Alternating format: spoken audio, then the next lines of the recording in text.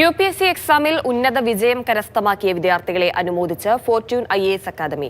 കേരളത്തിനകത്തും പുറത്തുനിന്നുമായി ആദ്യ 1000-ൽ ഇടം പിടിച്ച 30-ലധികം വിദ്യാർത്ഥികൾ അക്കാദമിക്ക് അഭിമാനമായി.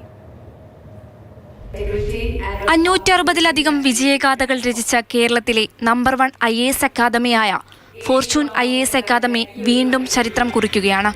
Aditya Narayan has scored 68th rank and he is from Kollam.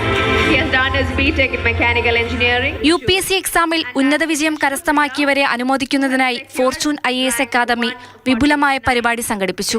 57ാം റാങ്കുകാരി Sreeja JS മുതൽ ആദ്യ 1000 റാങ്കിൽ ഇടം പിടിച്ച് മിന്നും വിജയം കരസ്ഥമാക്കിയ 31 മിടുക്കരെയാണ് അനുമോദിച്ചത്.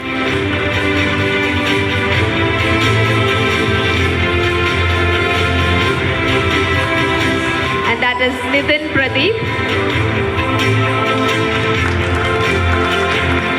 റിട്ടയർഡ് IAS ഉദ്യോഗസ്ഥൻ TK നായർ അധ്യക്ഷനായ ചടങ്ങിൽ എഴുത്തുകാരനും ചരിത്രകാരനുമായ മനു S പിള്ള വിശിഷ്ടാതിഥിയായി.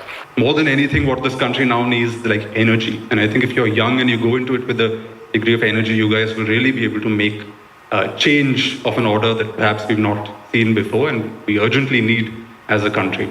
IAS എന്ന സ്വപ്നത്തിലേക്ക് നടന്നെടുക്കാൻ ഓരോ വിദ്യാർത്ഥിക്കും കഴിഞ്ഞതിൽ ഫോർച്യൂൺ IAS അക്കാദമി വഹിച്ച പങ്ക് വളരെ വലുതാണ്. വിദഗ്ധരായ ഫാക്കൽറ്റി, വിദ്യാർത്ഥികളോടുള്ള സമീപനം, മികച്ച സൗകര്യങ്ങൾ, സ്കോളർഷിപ്പ് പ്രോഗ്രാമുകൾ തുടങ്ങി ഫോർച്യൂന് മാത്രം അവകാശപ്പെടാൻ മേന്മകൾ നിരവധിയാണ്. നാളെയുടെ വാഗ്ദാനങ്ങളെ വാർത്തെടുക്കുകയാണ് ഈ അക്കാദമി. മാതൃഭൂമി ന്യൂസ്, തിരുവനന്തപുരം.